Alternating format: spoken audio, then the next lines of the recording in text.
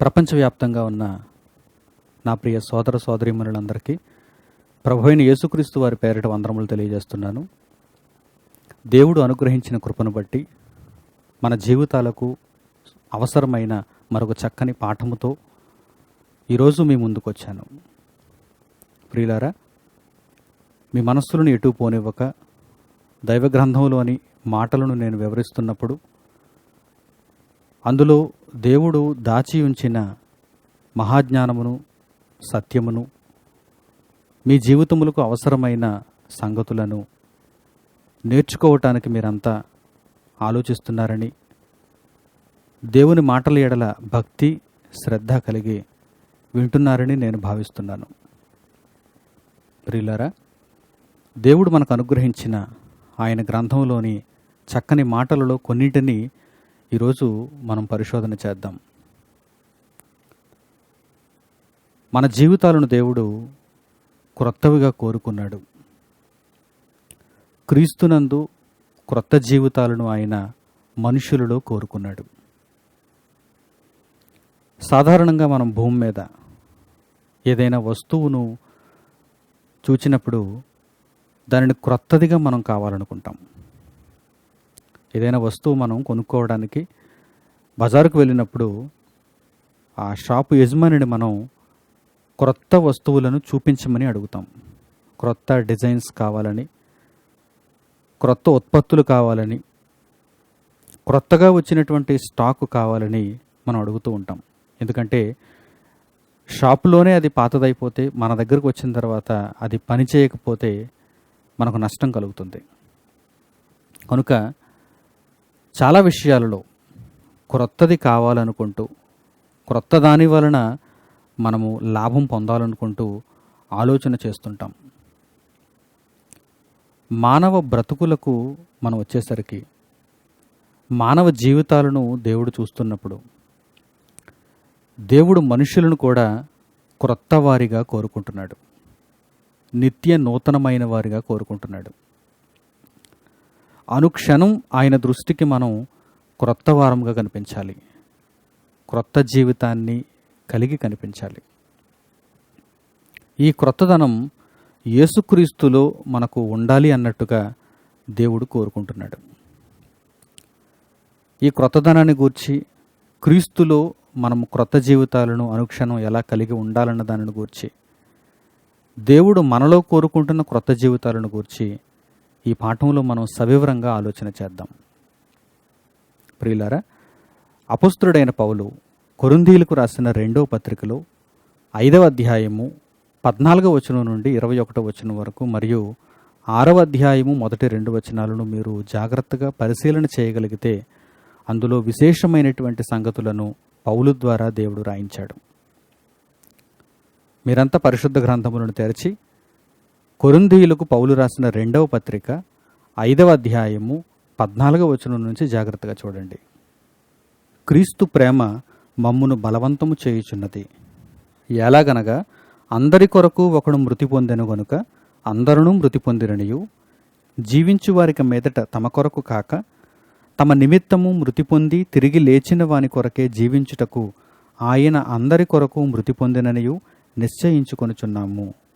కావున ఇక మీదట మేము శరీరరీతిగా ఎవరినైనను ఎరుగము. మేము క్రీస్తును శరీరరీతిగా ఎరిగి ఉండినను ఇక మీదట ఆయనను అలాగూ ఎరుగము. క్రీస్తు ప్రేమ మమ్మును బలవంతము చేయుచున్నది అని పౌలు కొరింథీయులతో ఇక్కడ మాట్లాడుతున్నాడు. ఏ విషయంలో క్రీస్తు ప్రేమ పౌలును, తోటి సహదాసులను బలవంతము చేయుచున్నదో జాగ్రత్తగా మనం ఆలోచించగలిగితే, క్రీస్తు కొరకు బ్రతుకు విషయంలో క్రీస్తు ప్రేమ బలవంతము చేయుచున్నది. నిత్య నూతనముగా మన జీవితాలను ఉంచుకోవటానికి క్రీస్తు ప్రేమ మనలను బలవంతము చేయాలి. జాగ్రత్తగా మీరు ఈ మాటలను ఆలోచించాలి, అర్థం చేసుకోవాలి. వ్యక్తిగతంగా మన జీవితాలు దేవునికి ఎంత దగ్గరగా ఉన్నాయో పరిశీలన చేసుకోవాలి. దగ్గరగా లేకపోతే ఆలోచించాలి, తగు నిర్ణయం తీసుకోవాలి. మన బ్రతుకులను దేవునికి మరింత చేరువ చేసుకోవాలి.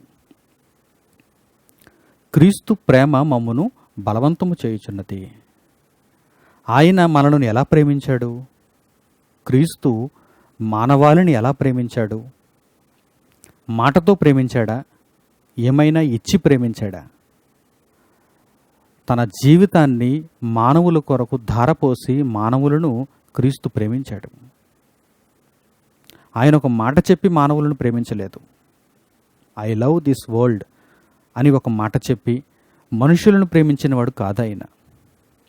లేక తాత్కాలికంగా మనకు సుఖాన్ని ఇచ్చే ఏదైనా ఒక వస్తువును మన చేతికిచ్చి మన ఎడల తన ప్రేమను చాటుకోలేదాయన. ఒక పూట తిండి పెట్టి కొంతకాలం ఉండే బట్టలు మనకిచ్చి లేక ఒక నివాసాన్ని ఏర్పరిచి మనకు అప్పుడప్పుడు వచ్చే కష్టాలలో కొన్నిటిని తీర్చి మనకు ఆయనకు దేవుడిగా కనిపించలేదు. మరి ఆయన మనకు ఎలా దేవుడయ్యాడు? ఆయన మనకు ఏ విషయంలో మార్గదర్శి అయ్యాడు? ఆయన మనుషులను ఏ విషయంలో ఎలా ప్రేమించాడు అనగానే ఆయన తన ప్రాణమును పెట్టి మనుషులను ప్రేమించాడు. భూమి మీద పుట్టిన మనుషులు ఏ తరంలో ఉన్నవారైనా సరే, ఎప్పుడొచ్చిన వారైనా సరే, ఇంకా రాబోతున్న వారైనా సరే, ఆయన మరలా తిరిగి వచ్చేటంత వరకు ఎందరైతే భూమి మీద పుట్టి బ్రతికి మరణిస్తారో వారందరి నిమిత్తము ఆయన తన ప్రాణమును పెట్టి తన ప్రేమను చాటుకున్నాడు. ఇదే క్రీస్తు ప్రేమ. ఆయన మన కొరకు ప్రాణము పెట్టి మనలను ప్రేమించవలసిన అవసరత ఎందుకు వచ్చింది అంటే, మన కొరకు ఆయన ప్రాణం పెట్టకపోతే, మన కొరకు ఆయన మరణించకపోతే మన జీవితాలు ఎప్పటికీ పాతవిగానే ఉండిపోతాయి. మనము క్రొత్త వారముగా దేవునిని చేరలేము. ఇది ఆయన ప్రేమను చూపించటంలో ఉన్న రహస్యం. మనలను ఆయన తాత్కాలికంగా ప్రేమించలేదు, మనలను ఆయన శాశ్వతముగా ప్రేమించాడు. తాత్కాలికంగా ప్రేమించడం అంటే అప్పటికప్పుడు మనకు ఉపశమనాన్ని కలిగించే ఏవో కొన్ని మాటలు చెప్పడం, లేక మనకు కావలసిన మనకు ఆనందాన్ని సంతోషాన్ని ఇచ్చే ఏవైనా కొన్ని వస్తువులను ఇవ్వటం, మన పరిస్థితులను చక్కదిద్దడం, ఇవి తాత్కాలికమైనటువంటి ప్రేమకు ఉదాహరణలు, నిదర్శనాలు. కానీ శాశ్వతమైన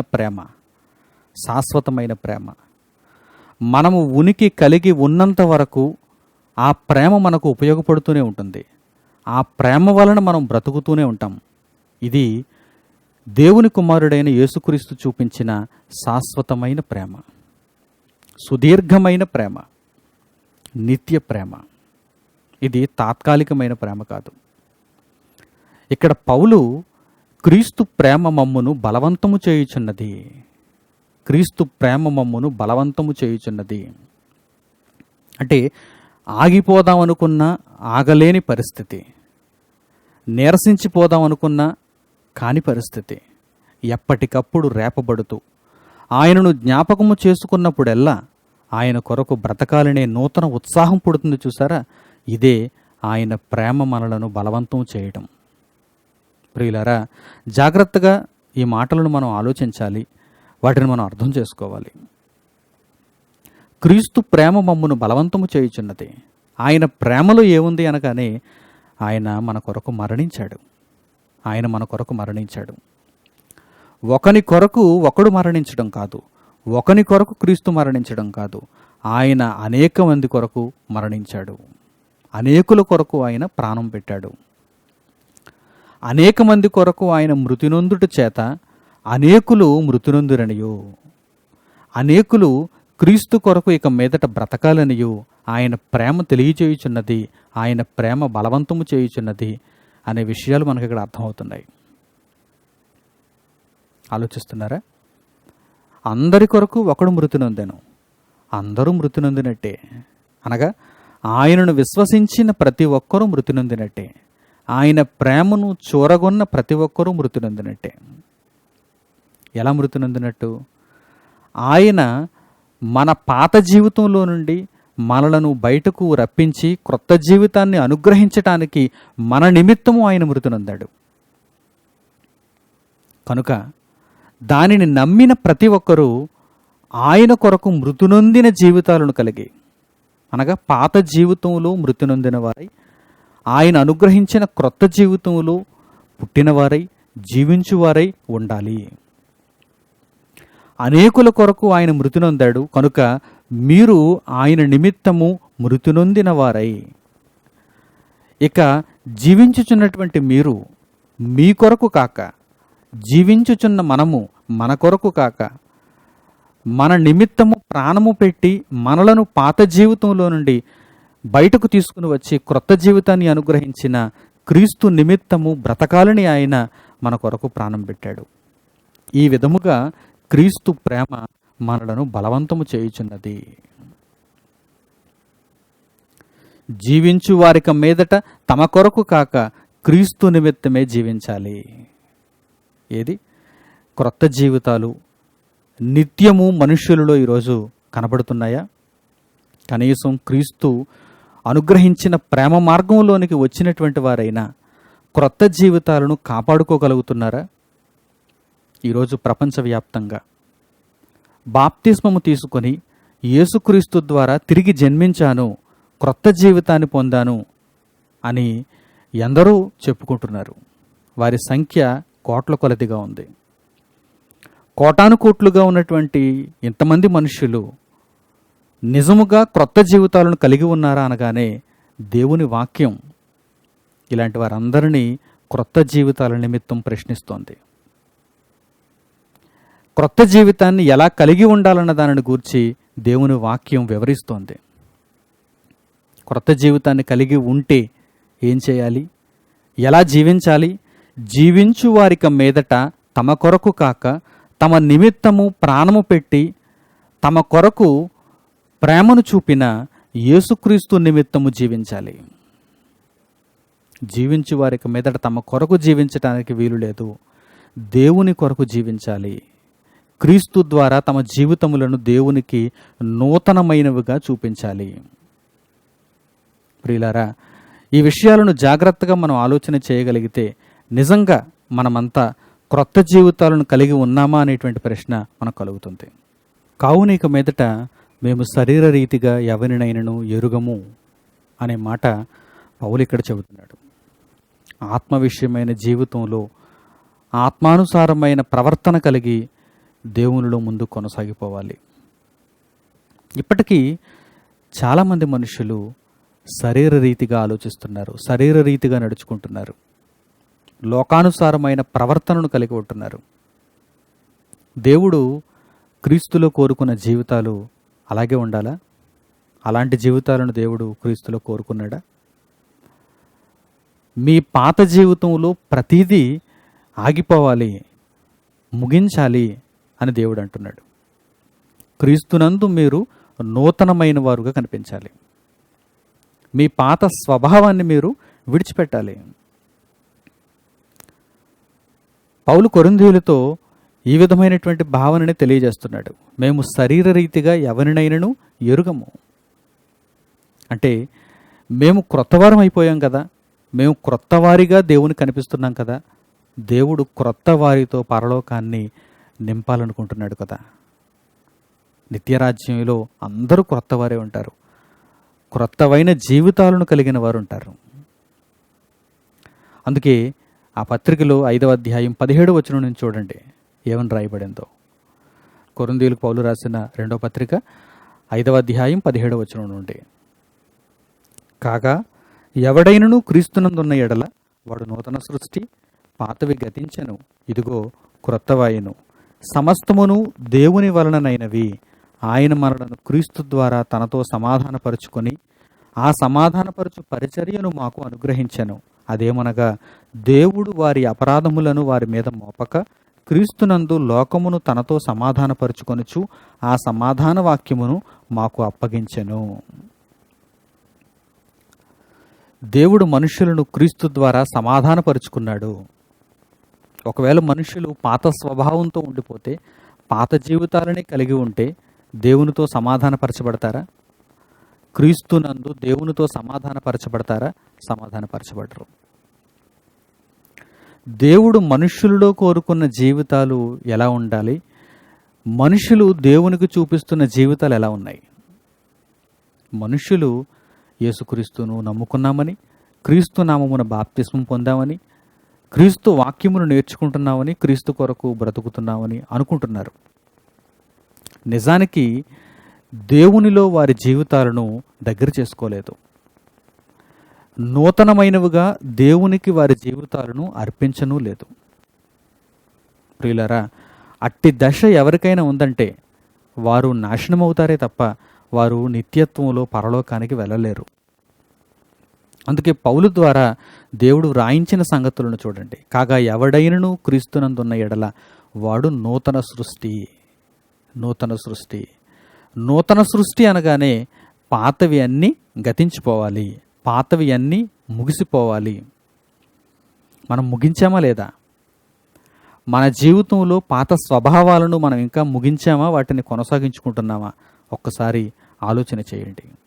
లోకరీతిన శరీరానుసారముగా ఇంకా బ్రతుకులను కొనసాగించుకుంటున్నారా? కొంత దేవునికి కొంత లోకానికి అనుకుంటున్నారా? అటువంటి జీవితాలు దేవుని చేత అంగీకరింపబడవు. దేవుడు ఎవరిని అంగీకరిస్తున్నాడు? క్రొత్త వారిని, క్రొత్తవైన జీవితాలను కలిగిన వారిని దేవుడు అంగీకరించాలనుకుంటున్నాడు.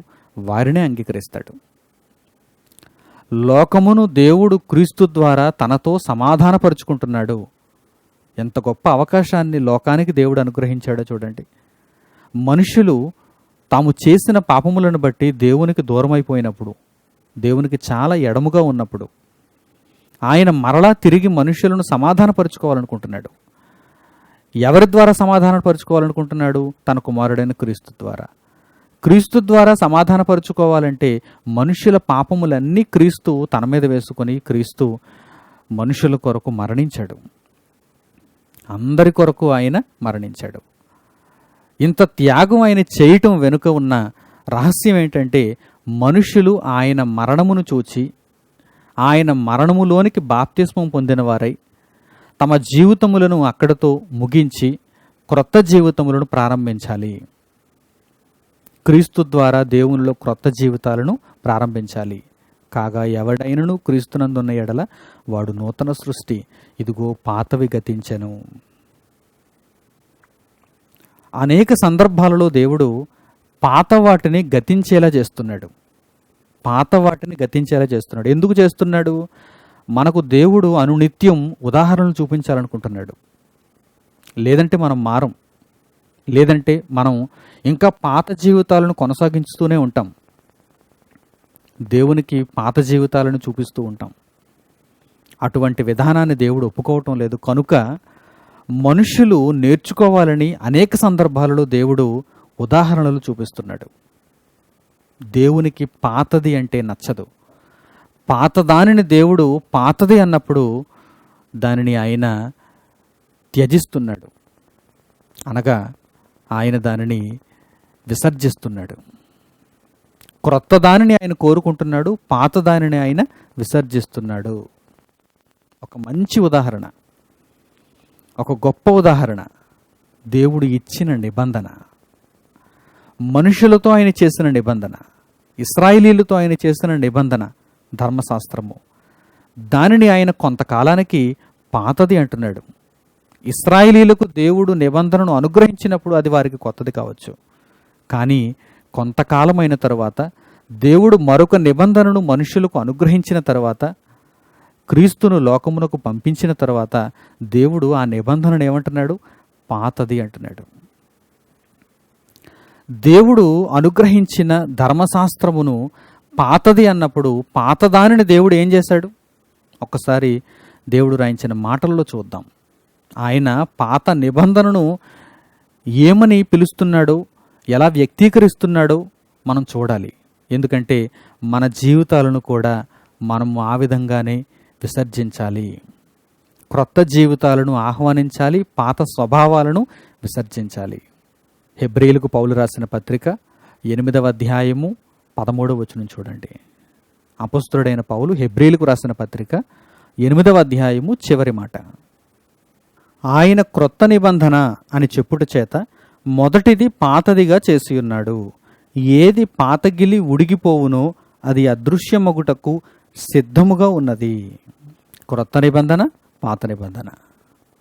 క్రొత్త నిబంధన అని తాను అనుగ్రహించిన నిబంధనకు పేరు పెట్టడం చేత పాతదైన నిబంధన ఏమైపోయిందో చూడండి, అదృశ్యమగుటకు సిద్ధముగా ఉన్నది.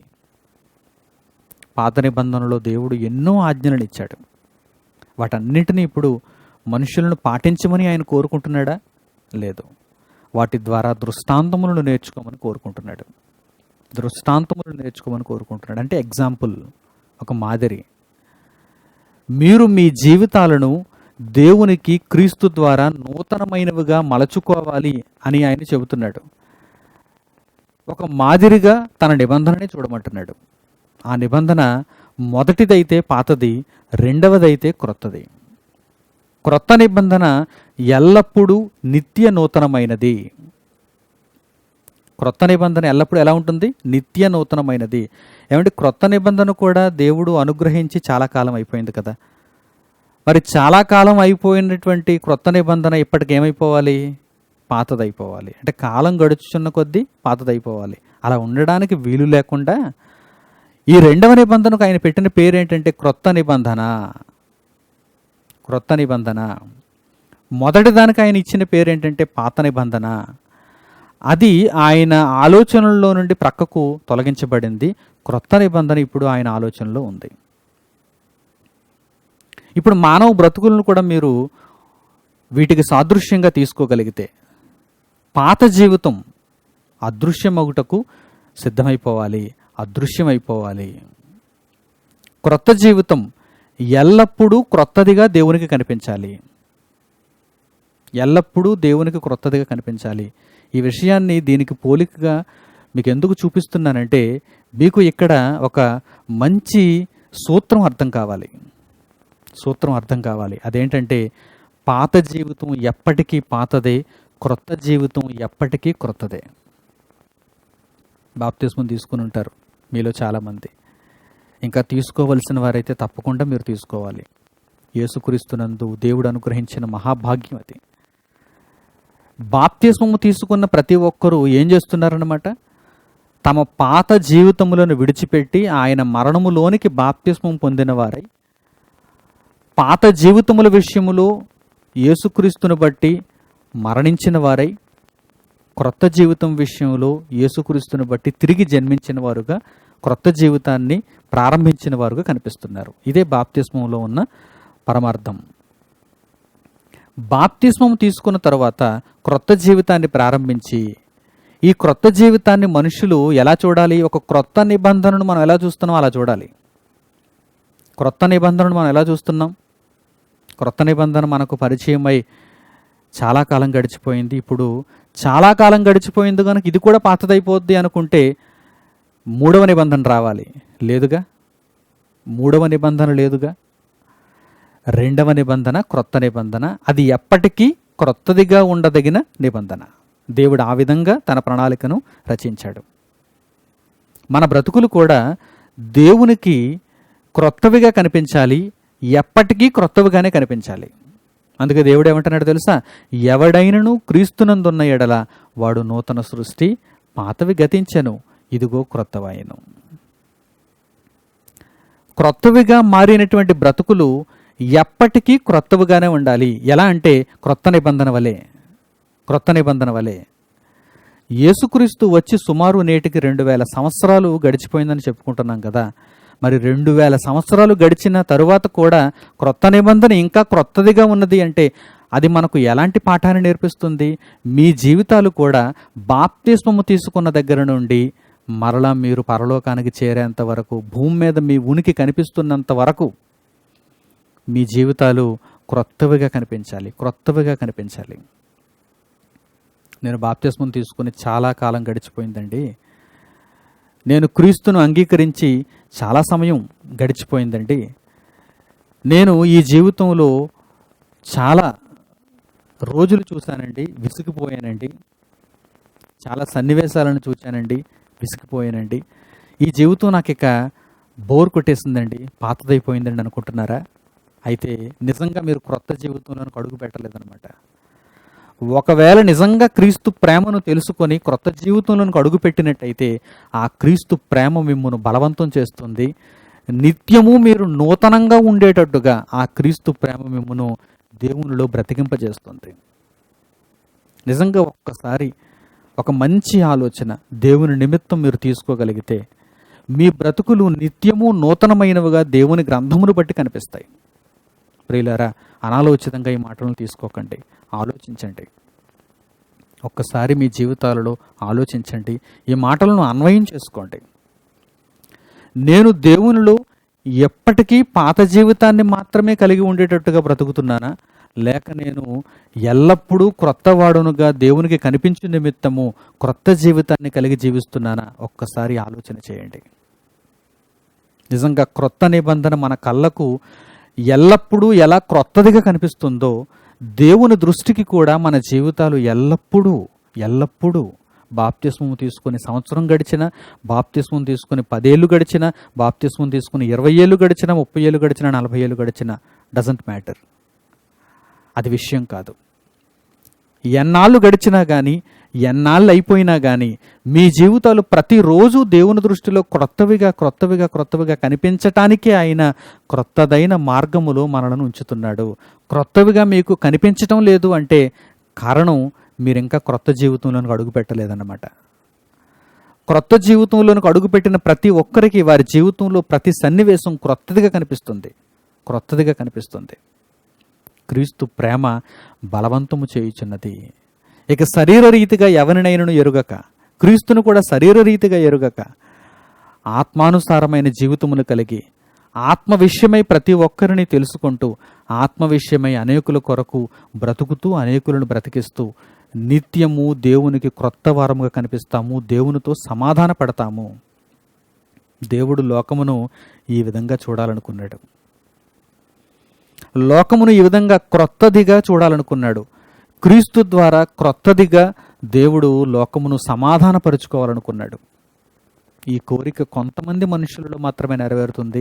మిగిలిన వారందరిలో ఈ కోరిక దేవునికి నెరవేరటం లేదు. వారంతా నిజంగా వాక్యం తెలియక, క్రొత్త జీవితాలు ఎలా ఉంటాయో తెలియక, ఇంకా పాత జీవితాలను మగ్గిపోతూ, ఏదో పైకి మాత్రం వేషధారణ కలిగిన భక్తిలో జీవిస్తూ దేవునికి చాలా దూరంగా బ్రతుకుతున్నారు. ఈ మాటల ద్వారా అటువంటి వారందరూ ఒక మేల్కొలుపును తీసుకోవాలి. వారు ఒక్కసారి మేల్కొని తమ జీవితాలలో ఆలోచన చేసుకోవాలి. నిజంగా నేను క్రొత్త జీవితాన్ని కలిగి ఉన్నానా? క్రొత్త జీవితాన్ని కలిగి ఉంటే అనునిత్యం, అనుక్షణం నేను క్రొత్త వాడనుగా దేవునికి కనిపిస్తాను, నూతనమైన వాడనుగా దేవునికి కనిపిస్తాను. అందుకే పౌలు ఏమంటున్నాడు చూడండి, కొరింథీయులకు రాసిన 2వ పత్రిక 5వ అధ్యాయం 20-21 వచనాలలో, కావున దేవుడు మా ద్వారా వేడుకొనినట్టు మేము క్రీస్తుకు రాయబారులమై దేవునితో సమాధానపడుడని క్రీస్తు పక్షముగా మిమ్మును బతిమాలుకొనుచున్నాము. ఎందుకనగా మనమాయన యందు దేవుని నీతి అగునట్లు పాపమెరుగని ఆయనను మన కోసము పాపముగా చేశాను. మనము క్రీస్తునందు దేవుని నీతి అవ్వాలంటే మన కోసం ఆయన పాపం అయిపోవాలా? ఎంత చక్కని నిర్ణయాన్ని, ఎంత గొప్ప నిర్ణయాన్ని ఆయన తీసుకున్నాడు చూడండి. మనము క్రీస్తునందు దేవునికి నీతిగా కనిపించాలి, ఆయనేమో పాపం అయిపోవాలి. మన పాపములన్నీ ఆయన భరిస్తూ ఆయన పాపాత్ముడుగా కనిపించాలి, ఆయన పాప దోష శిక్షను భరించేవాడుగా కనిపించాలి. మరి మనం క్రీస్తునందు బ్రతికేవారముగా, క్రీస్తునందు నీతిమంతులముగా దేవునికి కనిపించాలి. ఇంత చక్కని ప్రణాళిక క్రీస్తు మన ఎడల కలిగి, మన కొరకు ఆయన మరణించి పాత జీవితంలో నుండి క్రొత్త జీవితంలోకి తీసుకుని రావటానికి ఆయన మన కొరకు పాపముగా మారిపోయి మన కొరకు ఆయన శిక్షను అనుభవించి మరణించాడు. ఇక ఆలస్యం ఎందుకు? క్రీస్తునందు మనము దేవునికి నీతిమంతులుగా కనిపించడానికి క్రొత్త జీవితాన్ని అందుకొని అనునిత్యం క్రొత్త వారముగా దేవునికి కనిపించాలి కదా. ఎందుకంటే దేవునికి పాత జీవితంలో ఉన్న మనుషులంటే గిట్టదు. దేవుడు పాత జీవితంలో ఉన్న మనుషులను అంగీకరించడు. వారందరినీ పాతాళ లోకమందలి కటిక చీకటి గల బెలములలోనికి తోసేస్తాడు. ఆలోచిస్తున్నారా? మన మనస్సు కూడా అటువంటిదే కదా. పాతదానిని మనం అంగీకరిస్తావా? క్రొత్త దానిని మనం అంగీకరిస్తావా? మన కళ్ళ ముందు తలతలలాడుతూ మెరిసేటువంటి ఏదైనా ఒక మంచి క్రొత్త వస్తువు కనిపించినప్పుడు పాతదైపోయి విరిగిపోవటానికి సిద్ధంగా ఉన్నటువంటి పనికిమాలిన వస్తువు మరోవైపు కనిపించినప్పుడు దేనిని మనం కోరుకుంటాం చెప్పండి? క్రొత్త వస్తువునే కదా, క్రొత్త పదార్థమునే కదా. మన మనస్సే అలా ఆలోచించినప్పుడు దేవుని యొక్క ఆలోచన ఇంకెంత గొప్పగా ఉంటుందో మీరు ఒక్కసారి అంచనా వేయండి. దేవునికి మనుష్యులలో క్రొత్త జీవితాలు కావాలి, క్రొత్త జీవితాలు కావాలి. పాత క్రొత్త నిబంధనలను బట్టి మనము ఉదాహరణగా బ్రతుకు పాఠాన్ని మనం నేర్చుకున్నాం. అలాగే మన చుట్టూ ఉన్న ప్రకృతిని బట్టి కూడా మనం ఉదాహరణగా బ్రతుకు పాఠాలను నేర్చుకోగలం. మన చుట్టూ కనిపిస్తున్నటువంటి ప్రకృతి ఇది అంతా కూడా పాతదైపోయి ఒకానొక దినాన ఇదంతా కాలిపోవడానికి సిద్ధంగా ఉంది, కాలిపోవడానికి సిద్ధంగా ఉంది. ఏమంటే ప్రకృతిని మీరు చూస్తున్నారు కదా, ప్రకృతిలో మార్పులు మీరు గమనిస్తున్నారు కదా, మీకేమైనా అనిపిస్తుందా? మన చిన్ననాడు మన చుట్టూ మనం అనుభవిస్తున్నటువంటి ప్రకృతి ఎలా ఉండేది, ఇప్పుడు ప్రస్తుత పరిస్థితుల్లో మనం అనుభవిస్తున్న ప్రకృతి ఎలా ఉంది? ఒక్కసారి మీరు ఆలోచించండి. అప్పుడు ఎంతో పచ్చగా మన చుట్టూ ఎన్నో రకరకాలైనటువంటి జీవులు జాతులు మనకు కనిపిస్తూ చాలా ఆహ్లాదకరమైనటువంటి వాతావరణం మన చుట్టూ ఉండేది. అంటే ప్రకృతి చాలా గొప్పగా అందంగా ఉండేది. ప్రకృతి మనిషికి బ్రతుకునిస్తున్నట్టుగా కనిపించేది మన చిన్ననాడు మనం చూచిన దానిని బట్టి. ఇప్పుడు మన చిన్ననాడు చూచినటువంటి ప్రకృతికి ఇప్పటి ప్రకృతికి మీరు ఒక్కసారి అంచనా వేస్తే ఎలా ఉంది చెప్పండి? ప్రకృతి నాశనమైపోయే దిశకు వెళ్ళిపోతుంది, నాశన దిశగా పరుగు తీస్తోంది. చెట్లు కనిపిస్తున్నాయా, జీవులు కనిపిస్తున్నాయా, జాతులు కనిపిస్తున్నాయా? అన్నీ అంతరించిపోతున్నాయి, అన్నీ అంతరించిపోతున్నాయి. అన్నింటిలో కూడా కృత్రిమం ఈరోజు చోటు చేసుకుంది. కృత్రిమం, ప్రకృతిపరమైన సహజ సిద్ధమైనటువంటి పరిస్థితులు మనకు కనిపించడం లేదు. అన్నింటిలోనూ కృత్రిమం. చెట్లలో కృత్రిమం వచ్చేసాయి, పక్షుల్లో కృత్రిమం వచ్చేసాయి, జాతులలో కృత్రిమైన వచ్చేసాయి, పదార్థాలలో కృత్రిమైన వచ్చేసాయి. అన్నీ ప్లాస్టిక్, అన్నీ మనిషి తయారు చేసినటువంటి పదార్థాలు వస్తువులుగా కనిపిస్తున్నాయి.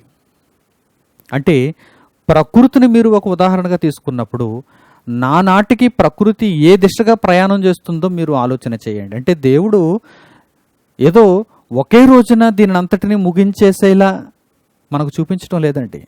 ప్రతిరోజు ప్రకృతి పాడవుతుంది, ప్రతిరోజు ప్రకృతి పాడవుతుంది. అంతవరకు చక్కగా ఉన్న ప్రకృతి ఒక్కరోజేనండి కాలిపోతుంది అనుకోవడానికి వీలు లేదండి. దేవుడు ముందుగా మన కళ్ళకు దీనిని అంతటిని చూపిస్తున్నాడు. నీవు బ్రతుకుతున్న ఈ ప్రకృతిని చూడు, ప్రకృతి మధ్య నీవు జీవిస్తున్నావు, నా మాటలను నీవు చదువుతున్నావు, నీవు నా మాటలను విశ్వసించాలంటే ప్రకృతిని ఒక్కసారి చూడు అంటున్నాడు దేవుడు. నా మాటలను విశ్వసించాలంటే ప్రకృతిని చూడు. ప్రకృతిని చూస్తే నా మాటలు ఎంత గొప్పవో నీకు అర్థమవుతాయి, నా మాటలలో ఉన్న నిజాయితీ నీకు అర్థమవుతుంది, నా మాటలలో ఉన్న నిబద్ధత నీకు అర్థమవుతుంది. ఇవి కేవలం మాటలను కొట్టిపారేయకు. పరిశుద్ధ గ్రంథంలో దేవుడు వ్రాయించిన మాటలను కేవలం మాటలుగా కొట్టిపారేయద్దు. ఆకాశము భూమి గతించినా కానీ ఆయన వ్రాయించిన మాటలలో పొల్లు సున్నా కూడా తప్పిపోదు. అవి గతిస్తాయి, ఆకాశము భూమి గతిస్తాయి, కానీ ఆయన మాటలు గతించవు. ఆయన మాటలు ఎంత గొప్పవో మీకు అర్థం కావాలంటే ప్రకృతిని ఒక్కసారి చూడండి. ప్రకృతి నానాటికి రోజు రోజుకి ఎటువైపు వెళ్ళిపోతుంది, ఎటువైపు ప్రయాణం చేస్తుంది, నాశనకరమైన దిశలో ప్రయాణం చేస్తుంది. ఇప్పుడు దేవుని మాటలను చూస్తారా? ఇప్పుడు దేవుని మాటలను చూస్తారా? ఆయన మన చుట్టూ మన కళ్ళ మధ్య మనం చూస్తున్నటువంటి ఈ ప్రకృతిని కొంతకాలానికి నాశనం చేయబోతున్నాడు. ఎందుకంటే ఇది పాతది, పాతది నాశనం అవుతుంది, క్రొత్తది జీవిస్తుంది, నిరంతరం ఉంటుంది. చూద్దాం. ఇప్పుడు పేతురు రాసిన 2వ పత్రిక 3వ అధ్యాయం 10వ వచనం నుండి 13వ వచనం వరకు చూద్దాం. పేతురు రాసిన 2వ పత్రిక 3వ అధ్యాయం 10వ వచనం నుండి 13వ వచనం వరకు. అయితే ప్రభు దినము దొంగ వచ్చినట్లు వచ్చును, ఆ దినమున ఆకాశములు మహాధ్వనితో గతించిపోవును, పంచభూతములు మిక్కటమైన వేండ్రముతో లయమైపోవును, భూమియు దాని మీదనున్న కృత్యములను కాలిపోవును. ఇవన్నీయు ఇట్లు లయమైపోవునవు గనుక ఆకాశములు రవులుకొని లయమైపోవునట్టియు పంచభూతములు మహావేంద్రముతో కరిగిపోవునట్టియు దేవుని దినపు రాకడ కొరకు కనిపెట్టుచు దానిని ఆశతో అపేక్షించుచు మీరు పరిశుద్ధమైన ప్రవర్తనతోనూ భక్తితోనూ ఎంతో జాగ్రత్త గలవారై ఉండవలెను. అయినను మనమాయన వాగ్దానమును బట్టి క్రొత్త ఆకాశముల కొరకును క్రొత్త భూమి కొరకును కనిపెట్టుచున్నాము. వాటి యందు నీతి నివసించును. ఏమవుతుంది? ప్రకృతి కాలిపోతుంది. ఈ ప్రకృతి కాలిపోవడానికి సిద్ధంగా ఉంది. ఎందుకంటే ఈ ప్రకృతికి దేవుడు పెట్టుకున్న పేరేంటంటే పాత ప్రకృతి. ఈ భూమికి ఆయన పెట్టిన పేరు పాత భూమి. ఈ ఆకాశమునకు ఆయన పెట్టిన పేరు పాత ఆకాశం. ఆదికాండం 1వ అధ్యాయం 1వ వచనంకి వెళ్ళారనుకోండి, ఆదియందు దేవుడు భూమి ఆకాశములను సృజించెను. దేవుడు భూమి ఆకాశములను సృజించినప్పుడు వాటి ఉత్పత్తి క్రమమును ఆయన చూస్తున్నప్పుడు, ఆయన కలిగించిన సమస్త కృత్యములను ఆయన చూస్తున్నప్పుడు ఆయన వాటిని చాలా మంచిదిగా చూచెను అని మనం చదువుకున్నాం. అక్కడ అలా వ్రాయబడింది. అప్పటికి అది క్రొత్తది, అప్పటికి అది నూతనమైనది. కానీ అప్పటికి నూతనమైనది కొంతకాలానికి పాతదైపోయింది. ఆ తర్వాత దేవుడు పాతదానిని కాల్చివేయటానికి సిద్ధపడుతున్నాడు, పాతదానిని అదృశ్యం చేయటానికి సిద్ధపడుతున్నాడు. క్రొత్త భూమిని క్రొత్త ఆకాశమును నేను సృష్టిస్తానంటున్నాడు. అవి నిత్యము క్రొత్తవిగా ఉంటాయి అంటున్నాడు. నిత్యము క్రొత్తవిగా ఉంటాయి. ఇప్పుడు మన బ్రతుకులను గురించి ఆలోచన చేయండి. క్రీస్తును తెలుసుకోనంత వరకు పాత జీవితాలలో ఉన్నాం, పాత బ్రతుకులను కలిగి ఉన్నాం. మన ఇష్టానుసారంగా మనం బ్రతికాం, లోకానుసారమైన జీవితాలను కలిగి ఉన్నాం, శరీరానుసారమైన జీవితాలను కలిగి ఉన్నాం. క్రీస్తు మన నిమిత్తం మృతి నొందెనని తెలిసిన తర్వాత, మనలను క్రీస్తు ద్వారా దేవుడు సమాధానపరుచుకోవాలని కోరుకుంటున్నాడని వాక్యము ద్వారా మనం గ్రహించిన తర్వాత మన మనోనేత్రాలు తెరుచుకొని క్రీస్తునందు మనము మన పాత జీవితముల విషయంలో మృతి నొందుతున్నాం. బాప్తిస్మము ద్వారా క్రొత్త జీవితాలను ప్రారంభిస్తున్నాం. ఈ క్రొత్త జీవితాలు ఎన్నాళ్ళ వరకు క్రొత్త జీవితాలు అనగానే ఉన్నంత వరకు క్రొత్త జీవితాలు. మీరు ఉనికి కలిగి ఉన్నంత వరకు క్రొత్త జీవితాలు. పాతవైపోతాయా? క్రొత్త జీవితాలు పాతవైపోతే ఇంకేమైనా ఉందా? క్రొత్త జీవితాలు పాతవవ్వటానికి వీలు లేదు. ఎందుకంటే క్రొత్త నిబంధన చూడండి ఎలా ఉందో, ఎప్పటికీ క్రొత్తదే. క్రొత్త భూమి క్రొత్త ఆకాశం ఎలా ఉంటాయో మీరు అంచనా వేయండి, ఎప్పటికీ క్రొత్తవే. అవే పాతవైపోతే మరలా క్రొత్త వాటిని దేవుడు సృష్టించుకోవటంలో అసలు వివేచన లేదు కదా, అసలు జ్ఞానము లేదు కదా. కనుక దేవుడు ఎంత చక్కగా ఆలోచన చేశాడంటే, మానవ బ్రతుకులకు ఉదాహరణలుగా దేవుడు తన నిబంధనను చూపిస్తున్నాడు, తన ప్రకృతిని చూపిస్తున్నాడు. మీరు చక్కగా ఆలోచన చేసి మంచి నిర్ణయాలు తీసుకోవాలి.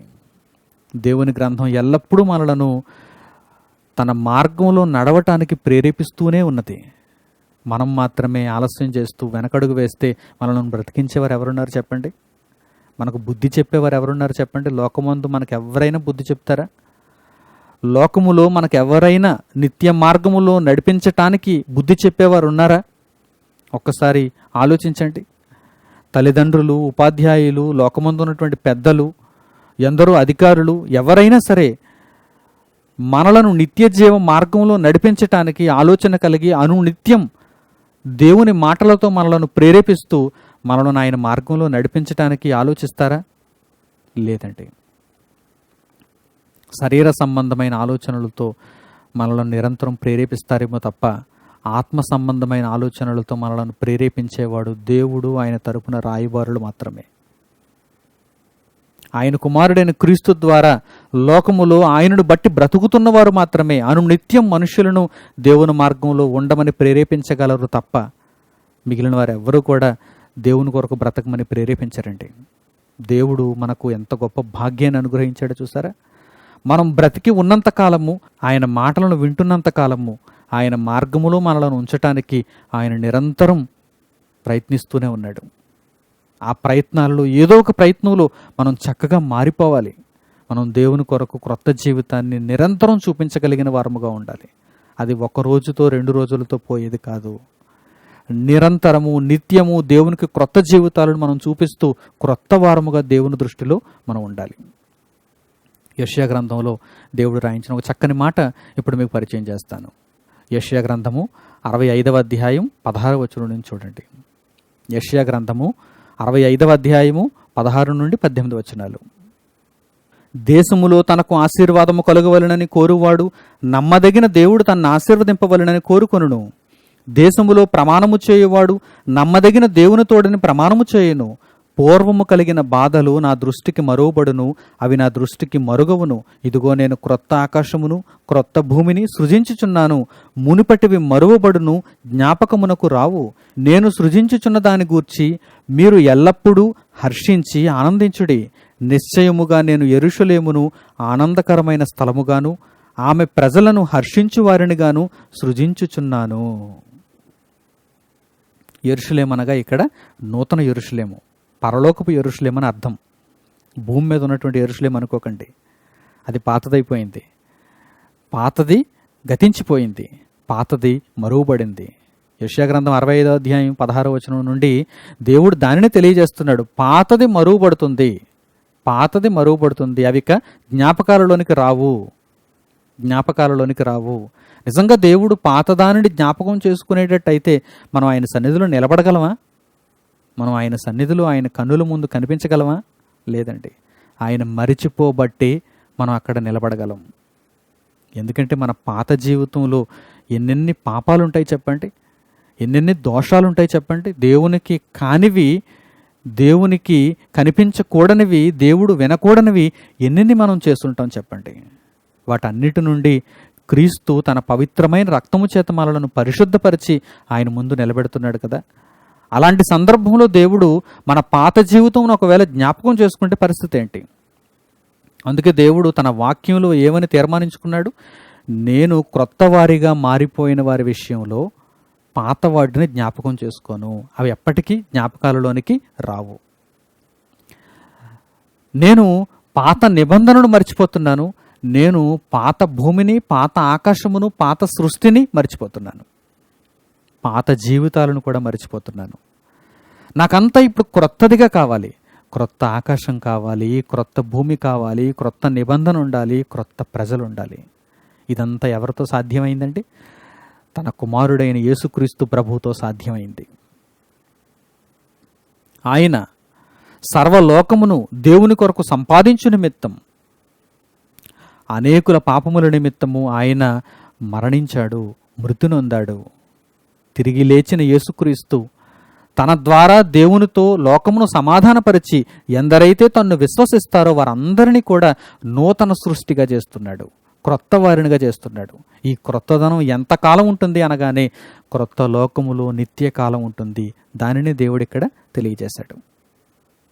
మీరు నిరంతరము నా ఎదుట నివసించినట్లుగా మిమ్మల్ని క్రొత్త వారినిగా నేను చేస్తానంటున్నాడు దేవుడు. క్రొత్త వారినిగా, క్రొత్త జీవితాలతో క్రొత్త వారిగా దేవునిలో మీరు నిరంతరము నివసించేవారుగా ఉండాలన్నది దేవుని కోరిక. ప్రియులారా, దేవుడు పాత వాటిని మర్చిపోతున్నాడు. పాత భూమిని, పాత ఆకాశమును, పాత నిబంధనను ఆయన జ్ఞాపకాలలో నుండి తుడుపు పెడుతున్నాడు. జాగ్రత్తగా ఆలోచన చేయండి. నేను సృజించుచున్న దానిని గూర్చి మీరు ఎల్లప్పుడూ హర్షించి ఆనందించండి అంటున్నాడు. అంటే దేనిని గూర్చి ఆనందించాలి, దేనిని గూర్చి హర్షించాలి? క్రొత్త భూమి, క్రొత్త ఆకాశం. నేడు క్రీస్తునందున్న వారికి క్రొత్త భూమి మీద, క్రొత్త ఆకాశం మీద ఏమైనా అవగాహన కానీ ఆలోచన కానీ ఉందంటారా? ఒకవేళ అలా ఉండుంటే దేనిని గూర్చి హర్షించాలి, దేనిని గూర్చి ఆనందించాలి చెప్పండి. ఏమంటే మన ప్రార్థనలో నిరంతరము దేనిని గూర్చి ఆయన కోరుకోవాలి? క్రొత్త ఆకాశం, క్రొత్త భూమి. తండ్రి, నాకు వాటిని అనుగ్రహించాలి నీవు. నేను క్రీస్తు రాక కొరకు అపేక్షిస్తున్నాను. ఆయన రెండవ రాకడలో నేను ఎత్తబడి క్రొత్త భూమిలో, క్రొత్త ఆకాశంలో నేను నివసించాలి అనే ఆలోచన, అనే ప్రార్థన ప్రతి క్రొత్త జీవితంలో ఉంటుంది. కనుక దేవుడు మనుషుల్లో అలాంటి ప్రార్థనలు వినాలనుకుంటున్నాడు. కానీ చాలామంది నన్ను ప్రార్థన చేయమని కోరిన వారు కూడా, నాకు కష్టాలు ఉన్నాయి, వాటిని తీరిపోయేలా ప్రార్థన చేయమని, నాకు ఇబ్బందులు ఉన్నాయి, నాకు ఆవేదనలు ఉన్నాయి, నాకు ప్రమోషన్ కావాలి, నాకు ఉద్యోగం కావాలి, నాకు పెండ్లి కావాలి. చూసారా, ఇలా నన్ను ప్రార్థన చేయమనే వారే చాలామంది కనిపిస్తున్నారు తప్ప క్రొత్త ఆకాశం ఉంది, క్రొత్త భూమి ఉంది. నా జీవితం క్రొత్తదిగా మారిపోవాలి. నేను వాటి యందు నివసించాలి. నీతిమంతుడనుగా నేను క్రీస్తు ద్వారా దేవునికి సమాధానపరచబడాలి. కనుక ఆ విషయంలో నా కొరకు ప్రార్థన చేయగలరా అని నన్ను అడిగేవారు కూడా కనిపించడం లేదండి. కానీ దేవుడు ఏం కోరుకుంటున్నాడో చూడండి. దేవుడు తన పిల్లలలో ఏం కోరుకుంటున్నాడో చూడండి. ఎలాంటి వారిని ఆయన కోరుకుంటున్నాడో చూడండి. నేను సృజించబోవు క్రొత్త ఆకాశము, క్రొత్త భూమి, అందులో మీరు నివసించాలని మీరు కోరుకోవాలి. వాటి నిమిత్తం మీరు హర్షించాలి, మీరు ఆనందించాలి అంటున్నాడు. ఇన్ని ఉదాహరణలు, ఇన్ని మాదిరులు దేవుడు చూపించినా కూడా మనం ఇంకా మారకపోతే ఎలాగండి? మన పాత జీవితాలలో ఇంకా ఉండిపోతే ఎలాగండి? మన కళ్ళ ముందు కనిపిస్తున్న ప్రకృతి ప్రతిరోజు నాశనంలోనికి వెళ్ళిపోతూ ఏమని నేర్పిస్తుంది అనుకుంటున్నారు? మనకి ఏమని నేర్పిస్తుంది అనుకుంటున్నారు? ఇదిగో నేను గతించిపోతున్నాను, నీవు క్రొత్త జీవితంలోనికి అడుగుపెట్టి క్రొత్త భూమి, క్రొత్త ఆకాశంలోనికి వెళ్ళిపోవాలి, పాఠం నేర్చుకో అని నేర్పిస్తుంది. చాలామంది చూసారా అనుకుంటున్నారు ఈ రోజుల్లో, గతంలో మనం చూసినటువంటి కొన్ని పక్షి జాతులు ఇప్పుడు కనిపించడం లేదండి అంటున్నారు. పిచ్చుకలు కనిపించడం లేదండి అంటున్నారు. రామచిలుకలు కనిపించడం లేదండి అంటున్నారు. పావురాలు కనిపించడం లేదండి అంటున్నారు. గ్రద్దలు కనిపించడం లేదండి అంటున్నారు. రాబద్దులు కనిపించడం లేదండి అంటున్నారు. కొన్ని రకాలైనటువంటి ఫలాలు కనిపించడం లేదండి, కనుమరుగైపోయాయి అంటున్నారు. కొన్ని రకాలైనటువంటి చెట్లు కనిపించడం లేదని అంటున్నారు. మన చిన్ననాడు మనం చూసినటువంటి ప్రకృతి ఈరోజు మన కళ్ళ ముందు లేదండి అంటున్నారు. ఎందుకు లేదో తెలుసా? ఒకవైపు దానికి కారణం మనిషి యొక్క ప్రవర్తన, మనిషి యొక్క చెడు ప్రవర్తన. మరోవైపు అలా నాశనం అవుతున్నటువంటి ప్రకృతి మనిషికి ఒక పాఠాన్ని మిగిల్చి వెళ్ళిపోతుంది. ఆ పాఠం ఏంటంటే, నేను నాశనం అయిపోతున్నాను, ఎందుకంటే దేవుడు నిర్ణయించాడు. నేను పాతదాన్ని అయిపోవాలని, నేను కాలిపోవాలని దేవుడు నిర్ణయించాడు. దేవుని నిర్ణయాన్ని బట్టి, మీ చెడుతనమును బట్టి నేను అంతరించిపోతున్నాను, నశించిపోతున్నాను, కనుమరుగైపోతున్నాను. అయితే ఇక్కడ ప్రధానమైన విషయం ఏంటో తెలుసా? నీవు పాఠం నేర్చుకోవాలి బిడ్డ, నీవు పాఠం నేర్చుకోవాలి. ఏంటా పాఠం? పాత జీవితాన్ని ఎంత త్వరగా వీలైతే అంత త్వరగా విడిచిపెట్టి క్రొత్త జీవితంలోనికి వెళ్ళిపోవాలి. క్రీస్తు ద్వారా క్రొత్త జీవితంలోనికి అడుగుపెట్టేయాలి. అలా క్రొత్త జీవితంలోనికి అడుగుపెట్టిన నీవు క్రీస్తుకు ఒక రాయబారివై దేవుని మహాజ్ఞానమును మనుషులకు పరిచయం చేస్తూ, ఆయన పరిచారకులలో ఒక పరిచారకునిగా ఆయన సేవ చేస్తూ, అనేక మందికి క్రీస్తు ప్రేమను పరిచయం చేస్తూ, ఆయన ప్రేమ మనలను బలవంతము చేయుచున్నది కనుక ఆయనను గురించి మాట్లాడుతూ, ఇక మీదట జీవించుచున్న మనము మన కొరకు కాక క్రీస్తు కొరకు బ్రతుకుతూ క్రొత్త జీవితాన్ని నిత్య నూతనంగా మన జీవితాలలో మనము దేవునికి చూపిస్తూ మనం జీవిస్తూ ఉండాలి. ఇదే పాఠాన్ని మన కళ్ళ ముందు అంతరించిపోతున్నటువంటి ప్రకృతి మనకు నేర్పిస్తుంది. అది ఒక పక్షి అయినా, ఒక చెట్టు అయినా, ఏదైనా జీవైనా సరే. నేను అంతరించిపోతున్నాను, కానీ నువ్వు నన్ను బట్టి పాఠాన్ని నేర్చుకుంటున్నావా? లేక ఇంకా ఇదే అంతరించిపోతున్న ప్రకృతిలో ఇంకా పాతదాన్నే క్రొత్తదనుకుంటూ, పాతదే నిత్యం అనుకుంటూ జీవిస్తున్నావా? పాతది అనిత్యం. నీ కళ్ళతో నీవు చూస్తున్న ఈ పాతది అనిత్యం. ఇది తాత్కాలికం. కనుక దీని మీద నీవు మమకారాన్ని పెంచుకోకుండా, దీని మీద నీవు ప్రేమను పెంచుకోకుండా, దీని మీద ఆసక్తిని పెంచుకోకుండా క్రొత్త దానిని నీవు చూడాలి. క్రొత్త దాని వైపు నీవు ఆలోచన చేయాలి. దేవుని వాక్యంలో క్రొత్త ఆకాశం, క్రొత్త భూమిని గూర్చిన వివరణ మనకు దొరుకుతుంది. దానిని బట్టి మనము దేవుని వాక్యము ద్వారా నిరీక్షణ కలిగి ఉండాలి. ఇప్పుడు చక్కని సందర్భాన్ని మీకు దేవుని గ్రంథంలో నుండి పరిచయం చేస్తాను. కీర్తనల గ్రంథము 102వ అధ్యాయము 25వ వచనం నుంచి చూడండి. కీర్తనల గ్రంథం 102వ అధ్యాయం 25వ వచనం నుండి. ఆదియందు నీవు భూమికి పునాది వేసితివి, ఆకాశములు కూడా నీ చేతి పనులే. అవి నశించును గాని నీవు నిలచియుందువు. అవన్నీయు వస్త్రము వలె పాతగిలును. ఒకడు అంగవస్త్రము తీసివేసినట్లు నీవు వాటిని తీసివేయుదువు, అవి మార్చబడును. నీవు ఏకరీతిగా నుండివాడవు. నీ సంవత్సరములకు అంతము లేదు. నీ సేవకుల కుమారులు నిలిచియుందురు, వారి సంతానము నీ సన్నిధిని స్థిరపరచబడును. చూసారా, మనం మాట్లాడుకున్నటువంటి సందర్భాలు ఇక్కడ దేవుని వాక్యంలో కనిపిస్తున్నాయి. ఆదియందు నీవు భూమికి ఆకాశమునకు పునాది వేసితివి, కానీ అవన్నీ కూడా పాతవైపోయాయి. క్రొత్త ఆకాశం, క్రొత్త భూమి ఉనికిలోనికి రావటానికి, మనుగడలోనికి రావటానికి సిద్ధపడుతున్నాయి కనుక పాత ఆకాశం పాత భూమి గతించిపోవడానికి సిద్ధపడుతున్నాయి. ఎలా గతిస్తాయి ఇవి? ఎలా నాశనం అవుతాయి ఇవి? ఒకడు తన అంగవస్త్రము తీసివేసినట్లుగా. మాసిపోయిన బట్ట, పాతదైపోయిన బట్ట, క్రొత్త బట్ట మన కొరకు ఎదురు చూస్తున్నప్పుడు మన ఒంటి మీద ఉన్న పాత బట్టను తీసివేసి క్రొత్త బట్టను మనం వేసుకోవటానికి ఎంత ఆతురపడతామో, ఎంత సిద్ధపడతామో, ఆ విధంగానే దేవుడు ఈ పాత ప్రకృతి అంతటిని కాల్చివేయటానికి, క్రొత్త దానిని ఆయన తన కుమారుల కొరకు సిద్ధం చేయటానికి ఆయన ఆలోచన చేస్తున్నాడు. ఏనాడు వ్రాయబడ్డాయండి ఈ మాటలు? కీర్తనాకారుని ద్వారా ఏనాడు వ్రాయబడ్డాయండి? 1000 సంవత్సరాల క్రితమే దేవుడు ఈ మహాజ్ఞానాన్ని దేవుని గ్రంథంలో పొందుపరిచాడు. ఏమంటున్నాడు చూడండి ఆయన, నీ చేతి పనులైన ఆకాశములు గతిస్తాయి అంటున్నాడు ఆయన. నీ చేతి పనులైన ఆకాశములు గతిస్తాయి. ఒకడు తన అంగవస్త్రము తీసివేసినట్లుగా నీవు వాటిని తీసేస్తావు. అయితే నీవు మాత్రం ఏకరీతిగా ఉంటావు.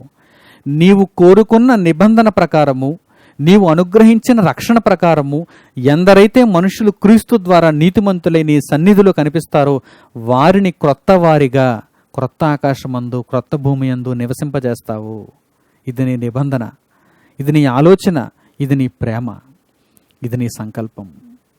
ఇదే దేవుని గూర్చిన మాటలు మనకు వ్రాయబడి మన జీవితాలకు మేలుకొలుపుగా కనిపిస్తున్నాయి. ప్రియులారా, మీరు చక్కగా ఆలోచన చేయగలిగితే పాత జీవితంలో నుండి వెంటనే బయటకు వచ్చేస్తారు. క్రొత్త జీవితంలో వెంటనే అడుగు పెడతారు. క్రొత్త జీవితంలో అడుగుపెట్టినటువంటి మీకు ప్రతిరోజు క్రొత్తదే, ప్రతి క్షణం క్రొత్తదే.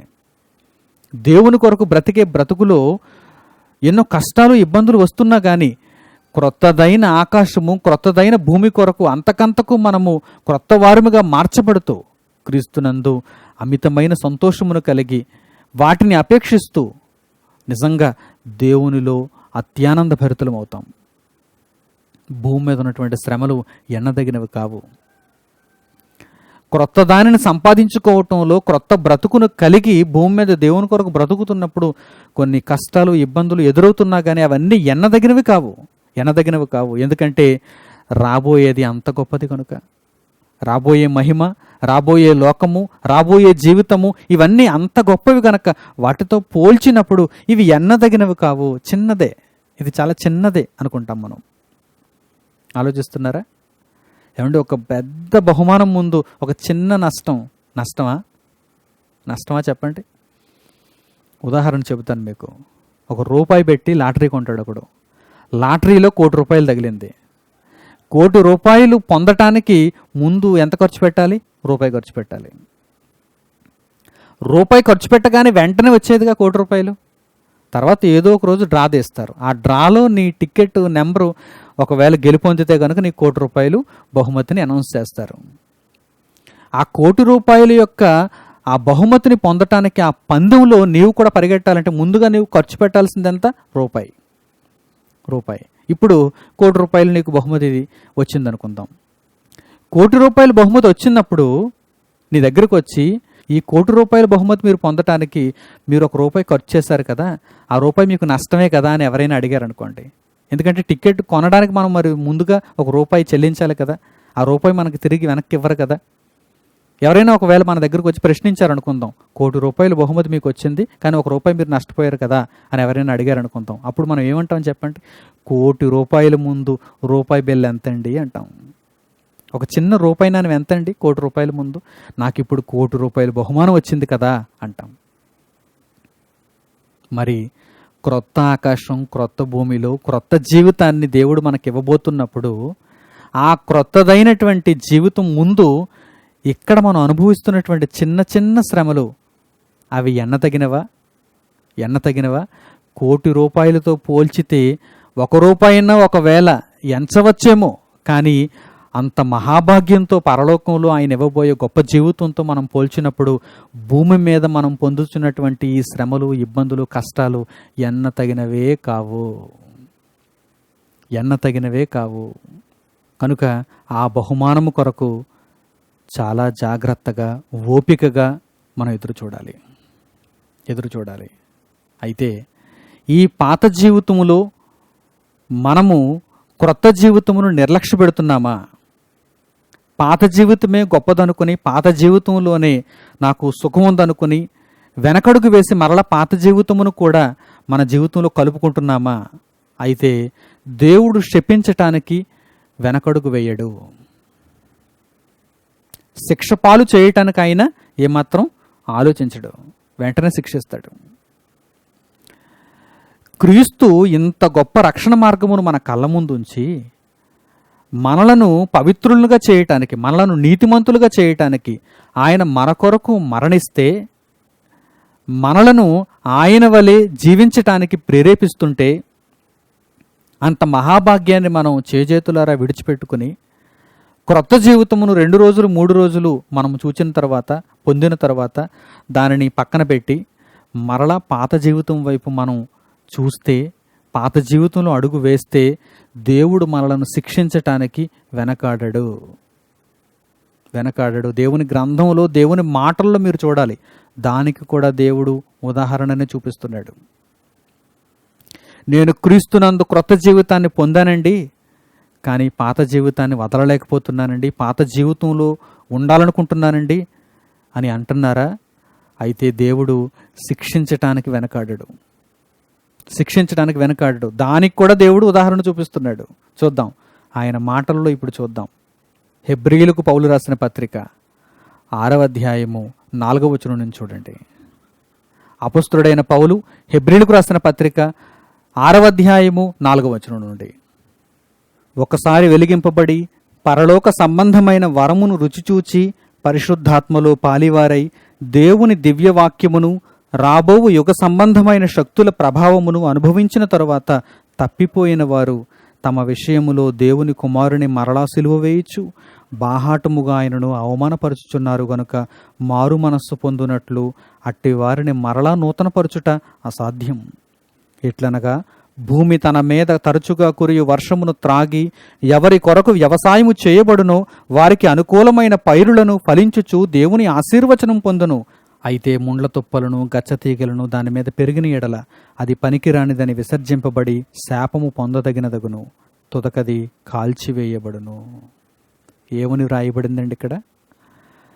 ఎవరిని గూర్చి వ్రాయబడిందండి ఇక్కడ?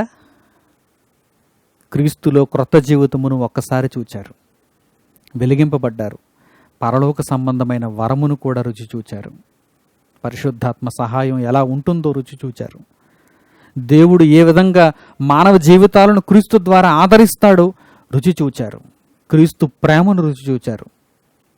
అయితే మరలా శరీర సంబంధమైన బ్రతుకు వారిని వెనక్కి పిలిచింది, వారిని ఆహ్వానించింది.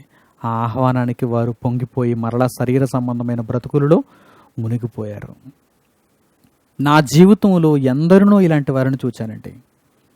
దేవుని కొరకు బ్రతుకుతాము అని ముందుకొస్తారు, దేవుని కొరకు ఆలోచిస్తూ దేవుని చిత్తాన్ని నెరవేరుస్తూ కొంతకాలం నా దగ్గర ఉంటారు.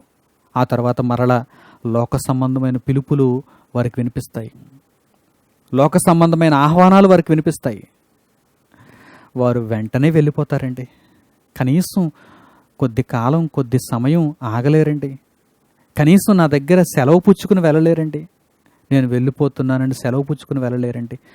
ఎంత దౌర్భాగ్యకరమైన జీవితాలు వారిలో ఉన్నాయో నేను ఒక్కసారి వారిని చూస్తే, ఇంతటి భ్రష్టత్వమైనటువంటి జీవితం ఎవరిలోనూ ఉండకూడదు, పగవాడిలో కూడా ఉండకూడదని నేను అనుకుంటానండి. అంత ఘోరమైన ప్రవృత్తి, అంత ఘోరమైన ఆలోచన. క్రీస్తులో బాప్తిస్మం తీసుకుని చాలామందికి నా చేతులారా నేను కూడా బాప్తిస్మం ఇచ్చాను. దేవుని కొరకు నిబద్ధతతో నమ్మకంగా బ్రతుకుతామని వాగ్దానం చేస్తారు, మాటిస్తారు. దేవుని కొరకు ప్రాణాలకు తెగించైనా సరే బ్రతుకుతామని మాటిస్తారు. కానీ చాలా కొద్ది కాలంలోనే వారు చూపించుకున్న చిన్న చిన్న కారణాలతో, లోక సంబంధమైన ఆలోచనలతో, శరీర సంబంధమైన ఆలోచనలతో, ఏదో బంధుత్వంతోనో లేక ధనాశతోనో లేక పేరు పలుకుబడుల కోసమో ఏదో ఒక కారణం చేత వారు దేవునికి దూరం అయిపోతున్నారు. ప్రియులారా, అట్టి పరిస్థితులలో అట్టి వారిని గూర్చి దేవుడు ఏమంటున్నాడో తెలుసా? నీ జీవితం క్రొత్తదైన తర్వాత కొంతకాలానికే మరలా పాతదైపోయింది. నీవు పాత జీవితానికే మరలా మొగ్గు చూపావు. అలాంటి వాడిని నేనేం చేస్తానో తెలుసా? ఒక్కసారి క్రొత్త వాడయ్యాడు కదా అని వాడి మీద కనికరాన్ని నేను చూపించను. ఎందుకంటే మరలా ప్రకృతినే చూడు. Let us see this example. నీ కళ్ళ ముందు నీవు నివసించుచున్న నీ మధ్యన ఉన్న ప్రకృతిని ఒక్కసారి చూడు. ఆ ప్రకృతిలో భూమిని ఒక్కసారి చూడు.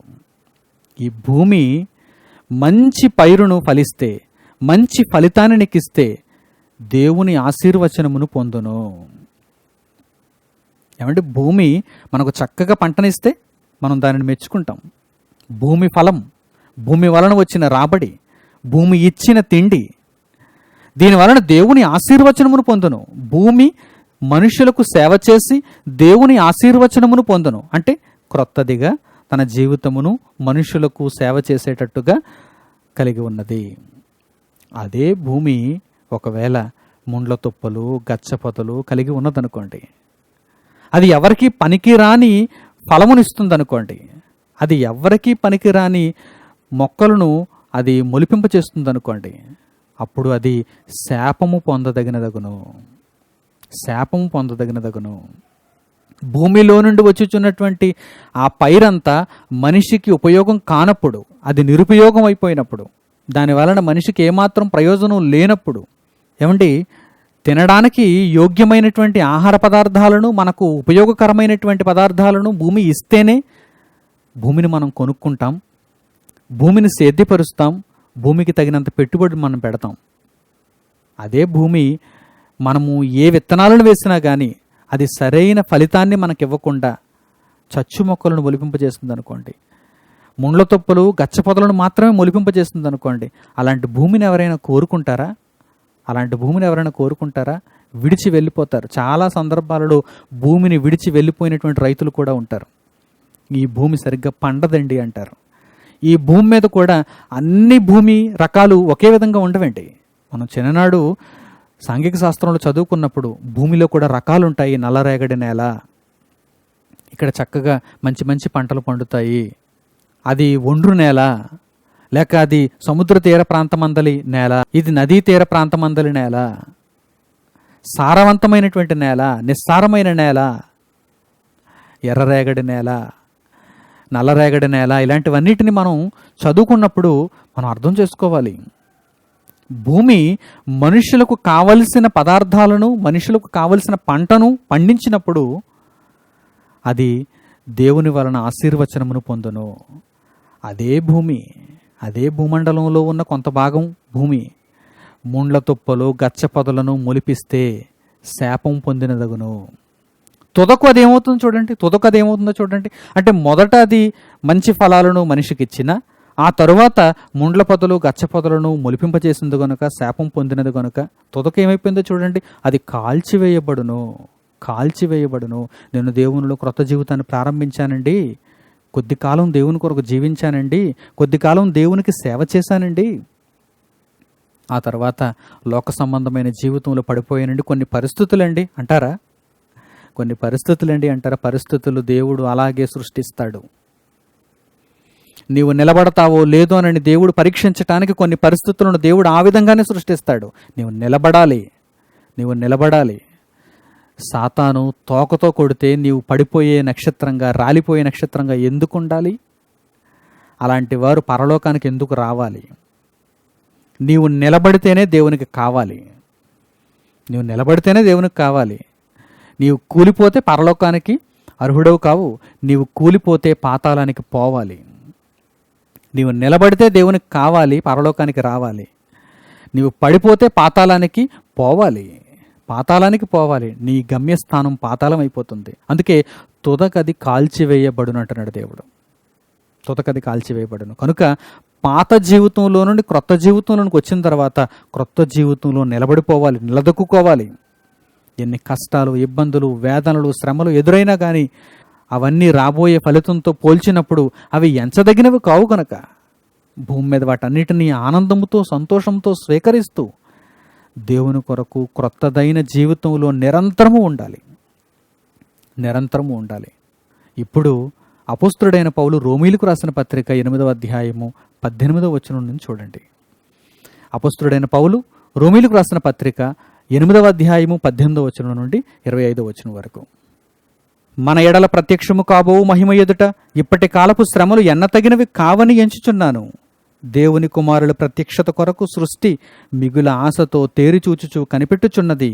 ఎలయనగా సృష్టి నాశనమునకు లోనైన దాస్యములో నుండి విడిపింపబడి దేవుని పిల్లలు పొందబోవు మహిమగల స్వాతంత్ర్యము పొందుదునను నిరీక్షణ కలదై స్వేచ్ఛగా కాక దానిని లోపరిచిన వాని మూలముగా వ్యర్థపరచబడెను.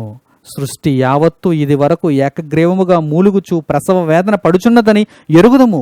అంతేకాదు, ఆత్మ యొక్క ప్రథమ ఫలములు నొందిన మనము కూడా దత్తపుత్రత్వము కొరకు అనగా మన దేహము యొక్క విమోచనము కొరకు కనిపెట్టుచు మనలో మనము మూలుగుచున్నాము. ఎలయనగా మనము నిరీక్షణ కలిగిన వారమై రక్షింపబడితేమి. నిరీక్షింపబడినది కనబడినప్పుడు నిరీక్షణతో పని ఉండదు. తాను చూచుచున్న దాని కొరకు ఎవడు నిరీక్షించును? మనము చూడని దాని కొరకు నిరీక్షించిన ఎడల ఓపికతో దాని కొరకు కనిపెట్టుదుము. ఓపిక ఉండాలన్న విషయం దేవుడు ఈ మాటలలో ఎంత చక్కగా తెలియజేస్తున్నాడో చూసారా? పౌలు ద్వారా దేవుడు రోమీయులతో ఈ మాటను పలికించి మనందరికీ జ్ఞానాన్ని నేర్పిస్తున్నాడు. రాబోయే క్రొత్త ఆకాశం, రాబోయే క్రొత్త భూమి, రాబోయే క్రొత్త జీవితం, నిత్యమైన జీవితం, దాని ముందు ఇప్పటి కాలపు శ్రమలు ఎన్నదగినవా? కానే కాదు. సృష్టి యావత్తు నీ చుట్టూ, నీ కళ్ళ ముందు కనిపిస్తున్న సృష్టి యావత్తు ఏకగ్రీవముగా మూలుగుచున్నది, ప్రసవ వేదన పడుచున్నది, బాధనొందుచున్నది. అది గాలి కావచ్చు, నీరు కావచ్చు, భూమి కావచ్చు, పంట కావచ్చు, పక్షి కావచ్చు, జంతువు కావచ్చు, ఏదైనా కావచ్చు. సృష్టిలో ఏదైనా సరే అది ఏకగ్రీవముగా ఒకే విధముగా మూలుగుచున్నది, ప్రసవ వేదన పడుచున్నట్టుగా మూలుగుచున్నది. ఏమని తెలియజేస్తూ మూలుగుచున్నది? నీవు క్రొత్త జీవితాన్ని కలిగి క్రొత్తవాడివైపో. నీవు క్రీస్తులో దేవునికి సమాధానపడు. ఆ క్రొత్త జీవితంలో నిరంతరము ఉండు. దేవుడు నీకిచ్చిన ఆయుష్కాలం అంతా క్రొత్త జీవితంలో నీవు దేవుని కొరకు బ్రతుకు. జీవించుచున్న నీవు నీ కొరకు కాక క్రీస్తు కొరకు జీవించు అని సృష్టి తెలియజేస్తూ మూలుగుచు అది ప్రసవ వేదన పడుచు నాశనమునకు లోనైపోతున్నది.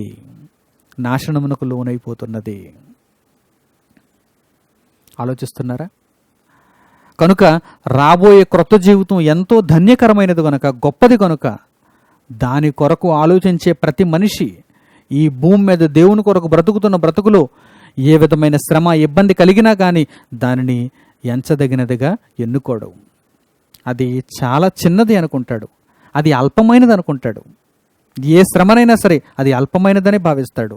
దేవుని కొరకు మాత్రం ఉన్నతంగా బ్రతుకుతాడు. క్రొత్త జీవితాన్ని మాత్రం అంటిపెట్టుకుని జీవిస్తాడు. క్రీస్తు అనుగ్రహించిన మహాభాగ్యమును మాత్రం ఎల్లప్పుడూ కాపాడుకుంటాడు. లోకపరమైన ఏదో ఆలోచన అతనిని వెనక్కి లాగదు. శరీర సంబంధమైన ఏదో ఆలోచన అతనిని మరల పాత జీవితంలోనికి తీసుకుని వెళ్ళలేదు. ఎందుకంటే క్రొత్త జీవితం మీద ఉన్న మక్కువే మనలను క్రొత్త జీవితంలో నిలదొక్కునేలా చేస్తుంది, నిలబడేలా చేస్తుంది, నిత్యము జీవించేలా చేస్తుంది. ఎందుకంటే క్రొత్తది నిత్యమైనదని దేవుడు తెలియజేస్తున్నాడు. క్రొత్తది నిత్యమైనది. మనకు కనిపించని దాని కొరకు మనం నిరీక్షిస్తున్నాం. కనిపించే దాని కొరకు ఎవడు నిరీక్షిస్తాడు?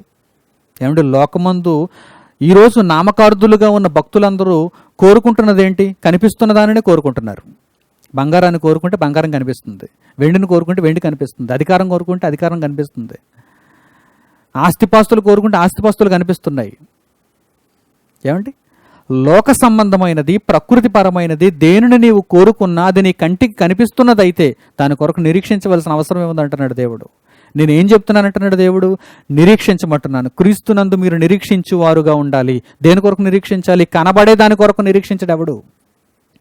కనబడేదాని కొరకు ఎవరైనా నిరీక్షిస్తారా? నేను దేవుణ్ణి నమ్ముకున్నానండి, నాకు ఆశీర్వాదం కావాలి, దేవుణ్ణి నమ్ముకున్నానండి, నాకు సుఖ సంతోషాలు కావాలి, దేవుణ్ణి నమ్ముకున్నానండి, నాకు భూమి మీద కష్టాలు పోవాలి, ఇవన్నీ కనిపిస్తున్నాయండి. కనిపిస్తున్న దాని కొరకు నిరీక్షిస్తూ దేవుణ్ణి నమ్ముకోమని దేవుడు ఏనాడూ చెప్పలేదండి. మరి దేని కొరకు ఆయన నిరీక్షించమంటున్నాడు? దేని కొరకు ఆయన ఆలోచించమంటున్నాడు? దేని కొరకు ఆయనను నమ్మమంటున్నాడు? దేని కొరకు క్రీస్తులో క్రొత్త జీవితాన్ని ప్రారంభించమంటున్నాడు? అంటే మీకు కనిపించిన దాని కొరకు మీరు నిరీక్షించాలి. మీ కంటికి కనిపించిన దాని కొరకు మీరు నిరీక్షిస్తూ దాని నిమిత్తమైన శ్రమను, ఇబ్బందిని భూమి మీద మీరు ఎదుర్కొంటూ నీతియుక్తముగా దేవుని కొరకు మీరు బ్రతకాలి. క్రీస్తునందు మీరు నూతన సృష్టిగా దేవుని కనిపించాలి. దేవునితో మీరు సమాధాన పడాలి. ఇప్పుడు చూడండి, కొరింథీయులకు పౌలు రాసిన 2వ పత్రిక 6వ అధ్యాయం మొదటి 2 వచనాలు. ఇప్పుడు చెబుతున్నాడు. 6వ అధ్యాయం మొదటి 2 వచనాలు ఇప్పుడు మీరు చదివితే మీకు అర్థమవుతుంది. కాగా మేము ఆయన తోడి పనివారమై మీరు పొందిన దేవుని కృపను వ్యర్థము చేసుకొనవద్దని మిమ్మును వేడుకొనుచున్నాము.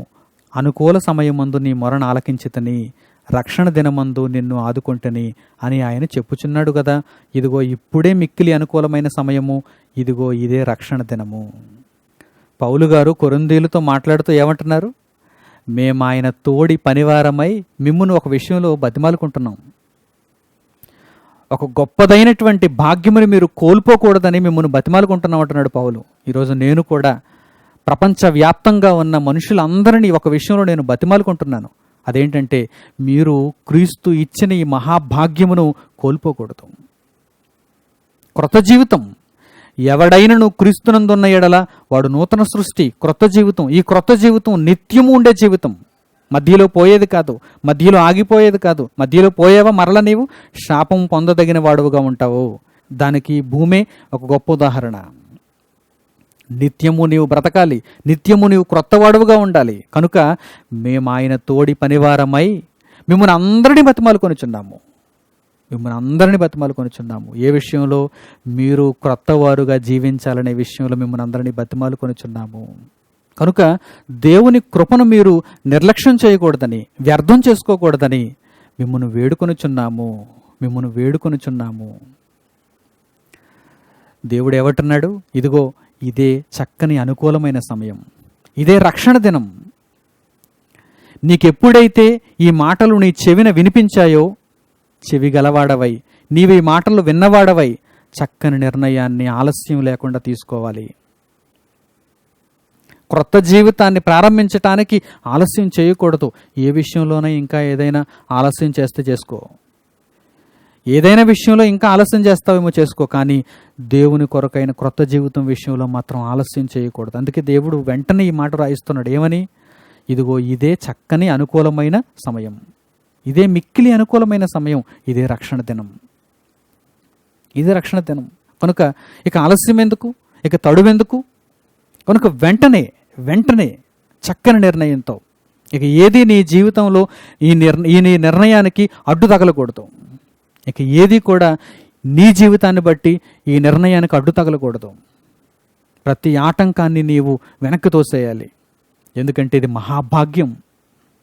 క్రీస్తునందు క్రొత్త జీవితం ఒక మహాభాగ్యం. దేవుని తోడి పనివారమై, క్రీస్తు తోడి పనివారమై మిమ్మల్ని వేడుకుంటున్నాం. ఈ మహాభాగ్యాన్ని కోల్పోవద్దని మిమ్మల్ని వేడుకుంటున్నాం.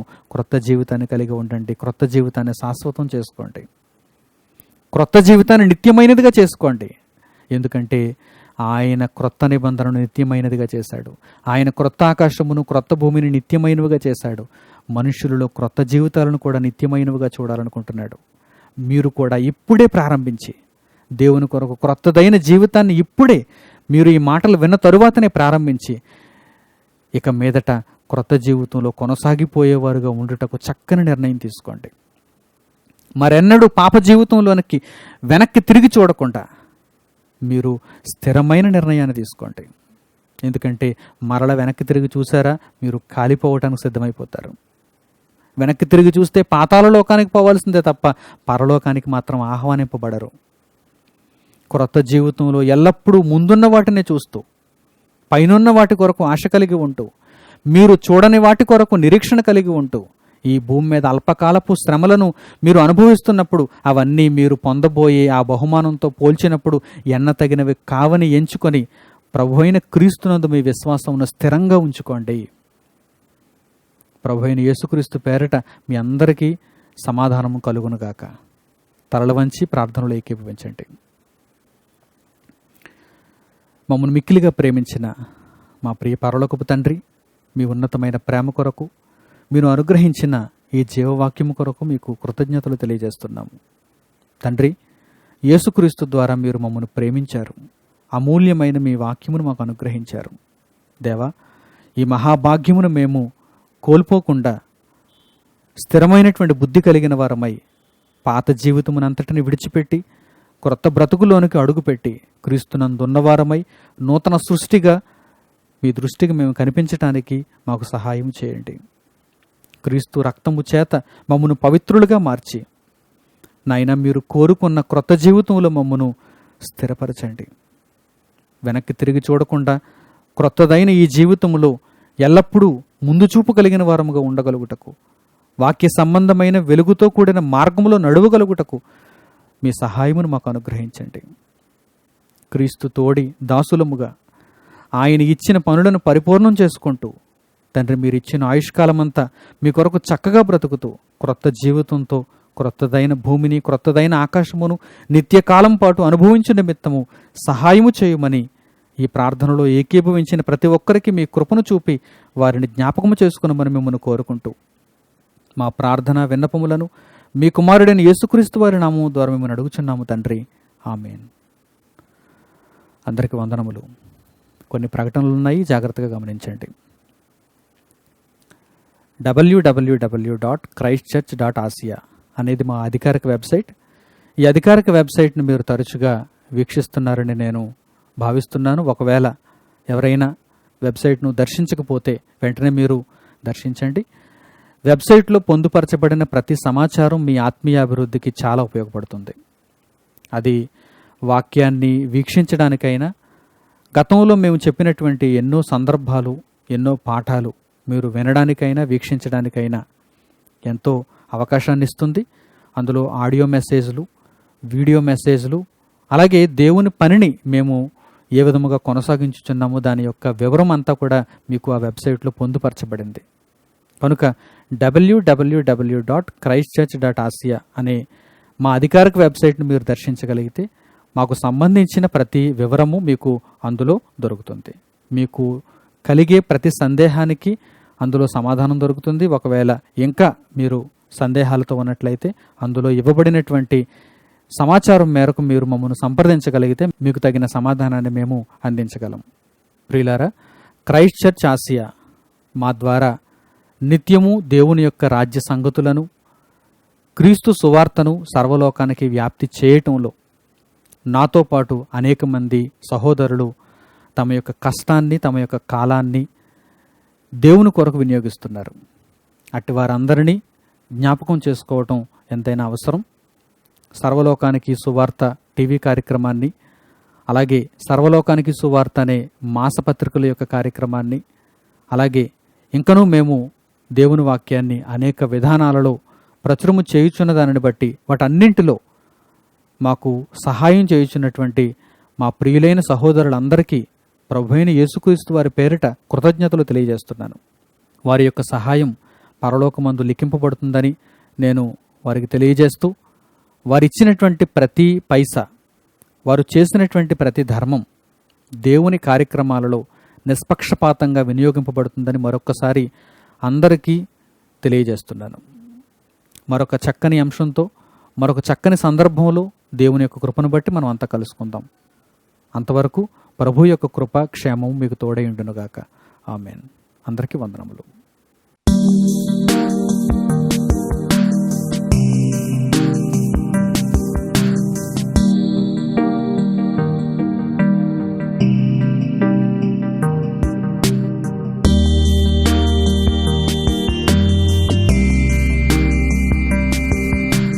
సహోదరులు మణికుమార్ గారు ప్రసంగించిన ఎన్నో ఆత్మ సంబంధమైన సంగతులను ఉచితముగా వీక్షించుటకు స్క్రిప్చర్స్ యూనివర్సిటీ మరియు సన్ ఆఫ్ గాడ్ ఆన్లైన్ అనే మా యూట్యూబ్ ఛానల్స్ ను తప్పక దర్శించండి.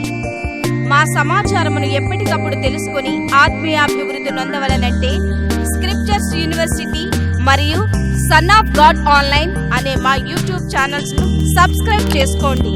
సత్వర నోటిఫికేషన్ల కొరకు సబ్స్క్రైబ్ బటన్ ప్రక్కనే ఉన్న బెల్ సింబల్ ను క్లిక్ చేయండి. ధన్యవాదములు.